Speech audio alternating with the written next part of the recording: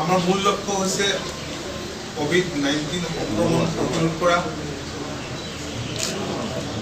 আৰু লগে লগে বৰ্তমান সময়ত ভাৰত চৰকাৰে গুৰুত্ব দিছে কিছুমান দিশৰ ওপৰত,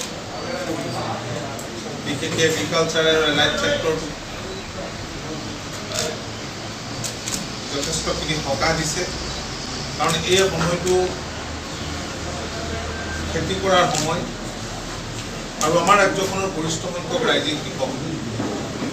গতিকে তেনেস্থলত কৃষকে বৰ্তমান সময়ত যাতে বিশেষ কোনো অসুবিধাৰ সন্মুখীন নহয় সেই দিশটোৰ প্ৰতি আমিও লক্ষ্য ৰাখিছোঁ।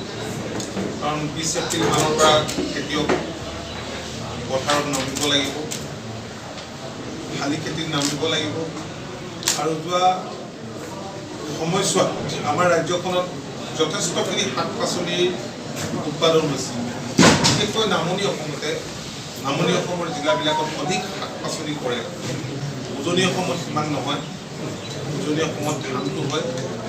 আৰু আমি আজি শিৱসাগৰতো কৈছোঁ যে আমি প্ৰত্যাহ্বান হিচাপে গ্ৰহণ কৰিব লাগে ধানৰ উপৰি যাতে এইবাৰ উজনিটো খাৰিফটোত সকলোৱে যাতে গুৰুত্ব দিয়ে। আৰু সেইবাবে আমি এই সময়ছোৱাত এই লকডাউনৰ পিৰিয়ডতে খেতিয়কে ভেন্দি, তিতাকেৰেলা, জাতিলাও, তিয়ঁহ এনেধৰণৰ খেতিবোৰ কৰিব পাৰে। তাৰ কাৰণে আমি তাৰ বীজ দিয়াৰ কাৰণে ফাৰ্মাৰ্চক দিয়াৰ কাৰণে ব্যৱস্থা গ্ৰহণ কৰিছোঁ। আৰু যিবিলাক উৎপাদিত পাচলি, বিশেষকৈ আজি ডিব্ৰুগড়ত আমি আলোচনা কৰি এটা কথা স্পষ্ট হৈছোঁ যে ইয়াৰ বহু খেতিয়কে মাৰ্কেট পোৱা নাছিল, কিন্তু বাহিৰৰ শাক পাচলি নোলোৱাৰ কাৰণে, একচেপ্ট নকৰাৰ কাৰণে ইয়াৰ যিসকল খেতিয়ক সেই খেতিয়কসকল এইবাৰ যথেষ্ট উপকৃত হৈছে। যোৱাকালি এজন চুমল উপাধিধাৰী ব্যক্তিয়ে নিজৰ শাক পাচলি বিক্ৰী তেখেতে 2 লাখ টকা লাভ কৰা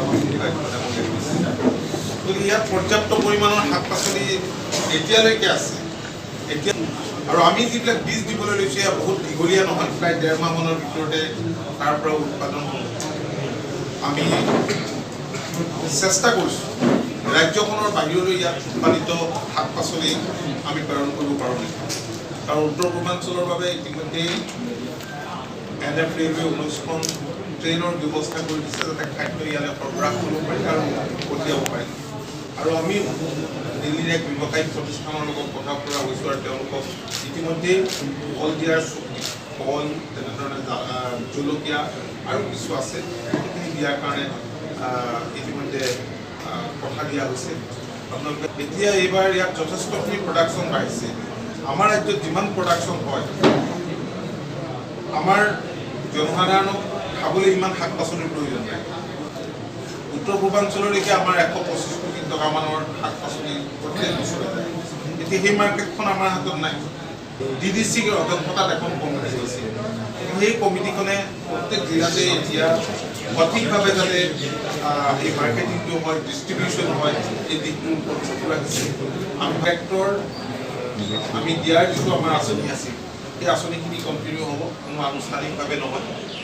কাৰণ খেতিৰ সময় এই ট্ৰেক্টৰখিনি আমি খুব সোনকালে আমি এইখিনি দিয়াৰ কাম আৰম্ভ কৰিম। ঠিক তেনেকৈ পাৱাৰ টিলাৰ দিয়াৰ কাম আৰম্ভ কৰিম।